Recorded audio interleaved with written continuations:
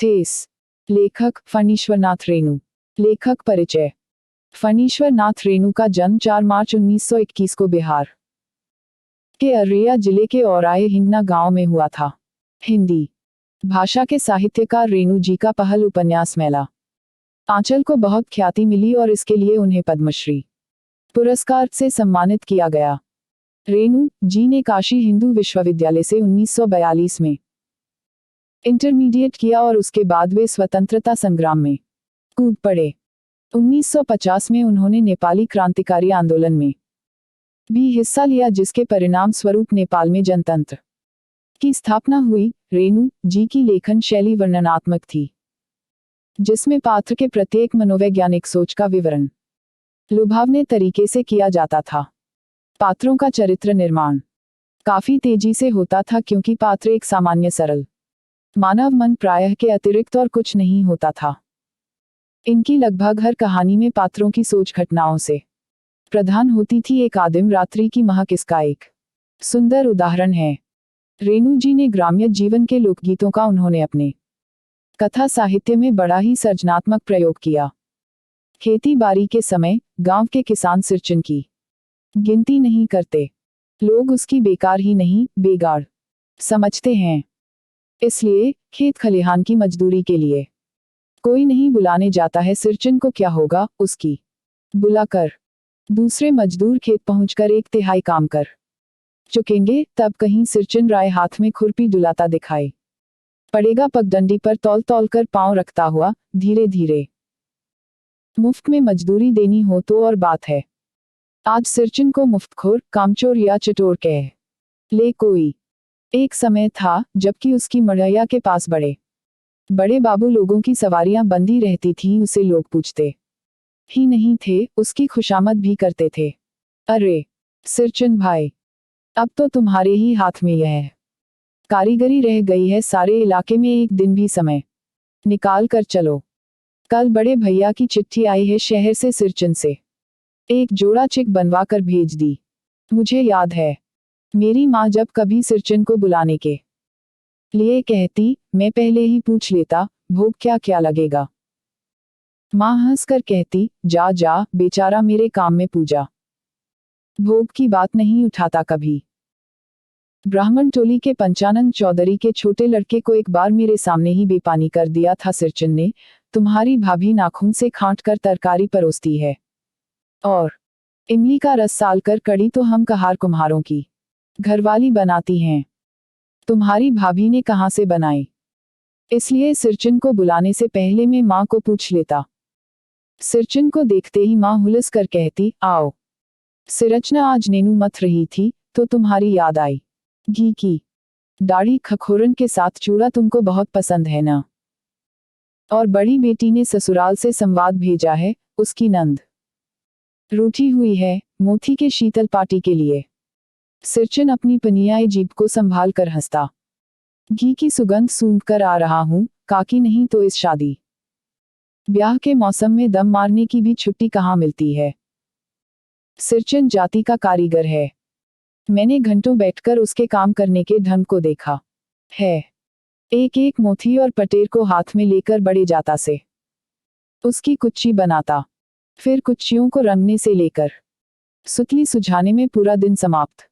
काम करते समय उसकी तन्मयता में जरा भी बाधा पड़ी कि गेहूं सांप की तरह फुफकार उठता, फिर किसी दूसरे से करवा लीजिए काम। सिरचन मुंहजोर है, कामचोर नहीं। बिना मजदूरी के पेट भर भात पर काम करने वाला कारीगर। दूध में कोई मिठाई न मिले तो कोई बात नहीं, किंतु बात में जरा भी झाल वह नहीं बर्दाश्त कर सकता। सिरचन को लोग चटोर भी समझते हैं। तली बघारी हुई तरकारी, दही की कड़ी, मलाई वाला दूध, इन सब का प्रबंध पहले कर लो, तब सिरचन को बुलाओ, दुम हिलाता हुआ हाजिर हो जाएगा। खाने पीने में चिकनाई की कमी हुई कि काम की सारी चिकनाई खत्मा, काम अधूरा रख कर उठ खड़ा होगा। आज तो अब अधकपाली दर्द से माथा टनटना रहा है, थोड़ा सा रह गया है, किसी दिन आकर पूरा कर दूंगा। किसी दिन माने कभी नहीं। मोती घास और पटरे की रंगीन शीतल पाटी, बांस की तीलियों की झिलमिलाती चिक, सतरंगे डोर के मोड़े, भूसी चुन्नी रखने के लिए मूंज की रस्सी के बड़े बड़े जाले, हलवाहों के लिए ताल के सूखे पत्तों की छतरी, टोपी तथा इसी तरह के बहुत से काम हैं जिन्हें सिरचन के सिवा गांव में और कोई नहीं जानता। यह दूसरी बात है कि अब गांव में ऐसे कामों को बेकाम का काम समझते हैं लोग। बेकाम का काम, जिसकी मजदूरी में अनाज या पैसे देने की कोई जरूरत नहीं, पेट भर खिला दी, काम पूरा होने पर एकाध पुराना धुराना कपड़ा देकर विदा करो, वह कुछ भी नहीं बोलेगा। कुछ भी नहीं बोलेगा, ऐसी बात नहीं। सिरचन को बुलाने वाले जानते हैं, सिरचन बात करने में भी कारीगर है। महाजन टोले के भज्जू महाजन की बेटी सिरचन की बात सुनकर तिलमिला उठी थी। ठहरो, मैं माँ से जाकर कहती हूँ। इतनी बड़ी बात ही है बिटिया। बड़े लोगों की बस बात ही बड़ी होती है, नहीं तो दीदी पटेर की पटियों का काम सिर्फ खेसारी का सत्तू खिलाकर कोई करवाए भला?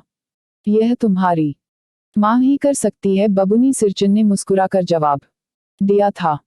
उस बार मेरी सबसे छोटी बहन की विदाई होने वाली थी। पहली बार ससुराल जा रही थी मानू के दूल्हे ने पहले ही बड़ी भाभी को खत लिखकर चेतावनी दे दी है। मानू के साथ मिठाई की पतीली न आए, कोई बात नहीं। 3 जोड़ी फैशनेबल चिक और पटेर की दी शीतल पाटियों के बिना आएगी मानू तो। भाभी ने हंसकर कहा, बैरंग वापस आ, इसलिए 1 सप्ताह से पहले से ही सिरचन को बुलाकर काम पर तैनात करवा दिया था। माँ ने, देख सिरचना, इस बार नई धोती दूंगी, असली मुहर छाप वाली धोती, मन लगा कर ऐसा काम करो कि देखने वाले देखकर देखते ही रह जाएं। पान जैसी पतली छुरी से बांस की तीलियों और कमानियों को चिकनाता हुआ सिरचन अपने काम में लग गया। रंगीन सुतलियों से झब्बे डालकर वह चिक बुनने बैठा। 1.5 हाथ की बिनाई देखकर ही लोग समझ गए कि इस बार एकदम नए फैशन की चीज बन रही है, जो पहले कभी नहीं बनी। मंझली भाभी से नहीं रहा गया, पर्दे के आड़ से बोली, पहले ऐसा जानती कि मोहर छाप वाली धोती देने से ही अच्छी चीज बनती है तो भैया को खबर भेज देती। काम में व्यस्त सिरचन के कानों में बात पड़ गई। बोला, मोहर छाप वाली धोती के साथ रेशमी कुर्ता देने पर भी ऐसी चीज नहीं बनती। बहुरिया मानू दीदी काकी की सबसे छोटी बेटी है। मानू दीदी का दूल्हा अफसर आदमी है। मंझली भाभी का मुंह लटक गया। मेरे चाची ने फुसफुसा कर कहा, किससे बात करती है बहुर? मोहर छाप वाली धोती नहीं, मूंगिया लड्डू। बेटी की विदाई के समय रोज मिठाई जो खाने को मिलेगी, देखती है न। दूसरे दिन चिक की पहली पांति में 7 तारे जगमगा उठे। 7 रंग के सतभैया तारा। सिरचन जब काम में मगन होता है तो उसकी जीभ जरा बाहर निकल आती है होंठ पर। अपने काम में मगन सिरचन को खाने पीने की सुध नहीं रहती। चिक में सुतली के फंदे डालकर अपने पास पड़े सूप पर निगाह डाली, चिवड़ा और गुड़ का एक सूखा ढेला। मैंने लक्ष्य किया, सिरचन की नाक के पास दी रेखाएं उभर आईं। मैं दौड़कर माँ के पास गया। माँ, आज सिरचन को कलेवा किसने दिया है? सिर्फ चिवड़ा और गुड़ा। माँ रसोई घर में अंदर पकवान आदि बनाने में व्यस्त थी। बोली, मैं अकेली कहाँ कहाँ क्या क्या देखूं। अरे मंझली, सिरचन को बूंदिया क्यों नहीं देती? बूंदिया में नहीं खाता काकी। सिरचन के मुंह में चिवड़ा भरा हुआ था। गुड़ का डेला सूप के किनारे पर पड़ा रहा। अछूता। माँ की बोली सुनते ही मंझली भाभी की भौहें तन गईं। मुट्ठी भर बूंदिया सूप में फेंक कर चली गई। सिरचन ने पानी पीकर कहा, मंझली बहुरानी, अपने मैके से आई हुई मिठाई भी इसी तरह हाथ खोलकर बांटती है क्या? बस। मंझली भाभी अपने कमरे में बैठकर रोने लगी। चाची ने माँ के पास जाकर लगाया, छोटी जाति के आदमी का मुंह भी छोटा होता है। मुंह लगाने से सर पर चढ़ेगा ही। किसी के नहर ससुराल की बात क्यों करेगा वह? मंझली भाभी माँ की दुलारी बहू है। माँ तमक कर बाहर आए। सिरचन, तुम काम करने आए हो, अपना काम करो। बहुओं से बदकुट्टी करने की क्या जरूरत? जिस चीज की जरूरत हो मुझसे कहो। सिरचन का मुंह लाल हो गया। उसने कोई जवाब नहीं दिया। बांस में टंगे हुए अधूरे चिक में फंदे डालने लगा। मानू पान सजाकर बाहर बैठकर खाने में भेज रही थी। चुपके से पान का एक बीड़ा सिरचन को देती हुई बोली, और इधर उधर देखकर कहा, सिरचंद दादा, कामकाज का घरा 5 तरह के लोग 5 किस्म की बात करेंगे। तुम किसी की बात पर कान मत दो। सिरचंद ने मुस्कुराकर पान का बीड़ा मुंह में ले लिया। चाची अपने कमरे से निकल रही थी। सिरचंद को पान खाते देखकर अवाक हो गई। सिरचंद ने चाची को अपनी ओर अचरज से घूरते देखकर कहा, छोटी चाची, जरा अपनी दिव्या का गमकुआ जर्दा तो खिलाना, बहुत दिन हुए। चाची कई कारणों से जली भुनी रहती थी। सिरचंद से गुस्सा उतारने का ऐसा मौका फिर नहीं मिल सकता। झनकती हुई बोली, मस्खरी करता है। तुम्हारी चढ़ी हुई जीभ में आग लगे। घर में भी पान और गमकुआ जर्दा खाते हो, चटोर कहीं के। मेरा कलेजा धड़क उठा। यत्परो नास्ती। बस, सिरचंद की उंगलियों में सुतली के फंदे पड़ गए। मानो कुछ देर तक वह चुपचाप बैठा पान को मुंह में घुलाता रहा। फिर अचानक उठकर पिछवाड़े पीक थूकाया। अपनी छुरी, हंसियां वगैरह समेत संभालकर झोले में रखे। टंगी हुई अधूरी चिक पर एक निगाह डाली और हनहनाता हुआ आंगन के बाहर निकल गया।